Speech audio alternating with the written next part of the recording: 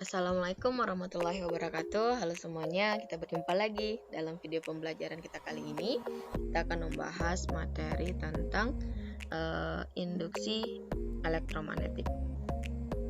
Sebelum ke penjelasan materi, Ibu ingatkan kembali kompetensi dasar yang harus kalian kuasai setelah mempelajari bab ini.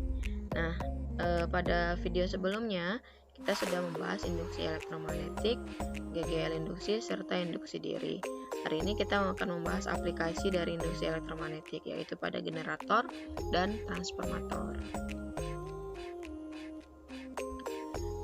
Generator adalah mesin yang mengubah energi gerak atau kinetik menjadi energi listrik. Generator yang berukuran kecil kita sebut dengan nama dinamo. Nah, generator ini terdiri dari dua bagian utama, yaitu stator yang merupakan bagian yang diam terdiri atas kumparan-kumparan tembaga yang ditanam di dalam celah inti besi. Kemudian ada rotor. Rotor ini terdiri atas magnet yang menghasilkan flux magnetik. Kurang lebih kalau bagian dari generator ini bisa kita lihat pada gambar. Prinsip kerja generator sederhananya bahwa rotor itu memiliki poros yang berputar melalui pusat stator.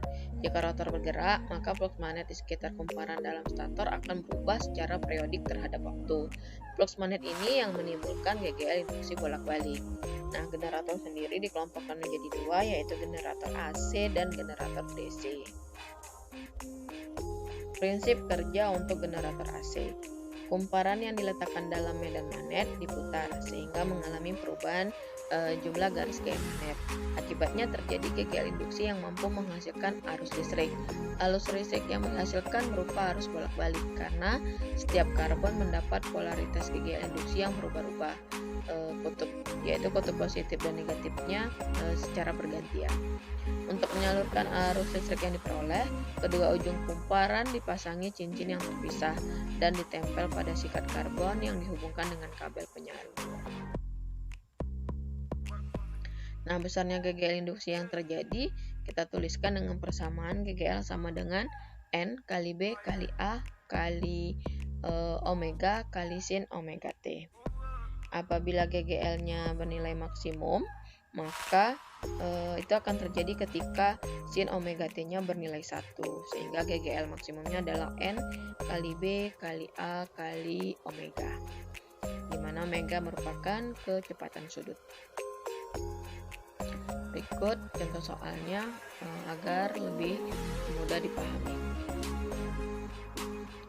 Nah, dari soal ini kita ketahui bahwa jumlah lilitannya 1500, luasnya 25 cm kali 20 cm, kita rubah ke meter, kemudian medan magnetnya 0,25 weber per meter kuadrat, dan kecepatan sudutnya adalah 12 radian per sekon. Kita disuruh menghitung GGL maksimum. Maka tinggal substitusi semua ke persamaan, maka didapat hasil GGL-nya 225 volt. Sementara untuk generator DC, prinsip dasar kerjanya sama dengan generator AC, tapi perbedaannya adalah pada generator DC ini dipasang komutator, yaitu sebuah cincin belah. Nah, komutator ini yang berfungsi mengatur agar setiap sikat karbon mendapatkan polaritas GGL induksi yang tetap. Jadi sikat pertama positif dan sikat lainnya negatif, tidak terjadi bolak-balik. Selanjutnya, Ibu jelaskan tentang transformator. Transformator merupakan alat yang digunakan untuk menaikkan atau menurunkan tegangan AC. Transformator ini juga dikenal dengan nama trafo. Transformator sendiri terdiri atas dua kumparan kawat yang membungkus inti besi, yaitu kumparan primer dan kumparan sekunder.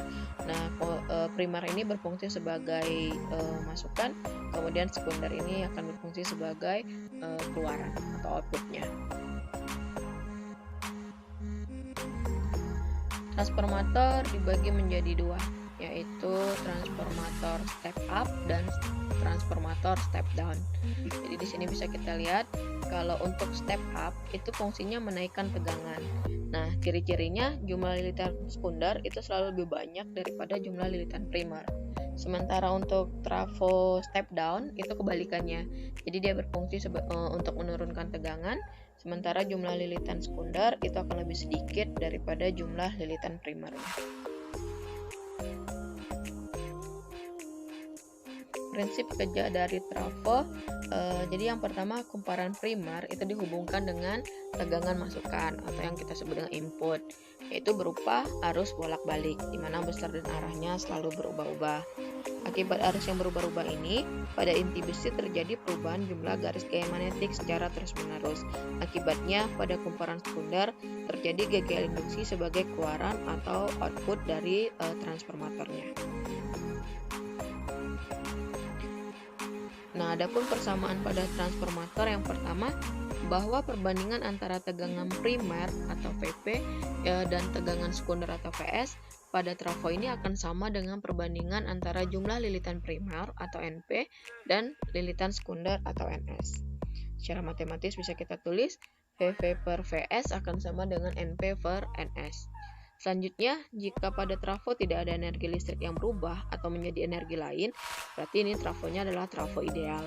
Maka akan berlaku daya masukan, itu akan sama dengan daya keluaran. Jadi secara matematis bisa kita tulis PP akan sama dengan PS. Kalau kita jabarkan, PP itu adalah VP kali IP, sementara PS itu adalah VS kali S. Nah, karena tadi VP per banding VS itu sama dengan NP per NS, maka bisa kita tulis juga menjadi NP dikali IP akan sama dengan NS dikali IS. Efisiensi dari sebuah trafo didefinisikan sebagai hasil bagi daya listrik sekunder dengan daya listrik primer. Efisiensi ini dinyatakan dalam persen. Secara matematis ditulis, eta akan sama dengan PS bagi PP kali 100%.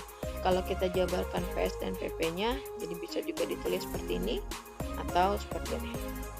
Nah, untuk lebih jelasnya kita bahas contoh soal berikut. Dari soal ini kita ketahui bahwa VP-nya 220 volt, VS-nya 6 volt, efisiensinya 84%, berarti sama dengan 0,84, IP-nya 2,5 ampere.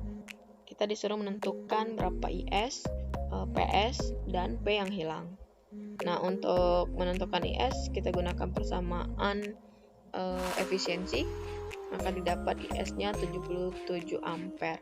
Untuk PS kita tinggal masukkan persamaan VS kali IS-nya, maka didapat 462 watt. Kemudian untuk daya hilang ini berarti kan selisih antara daya masukan dikurang dengan daya keluarannya, sehingga didapat hasil 88 watt. Nah, adapun aplikasi dari generator ini adalah pada pembangkit listrik. Jadi mau PLTA, PLTU pasti selalu menggunakan generator dalam skala yang ukuran yang besar. Kemudian untuk trafo ini digunakan pada transmisi listrik jarak jauh.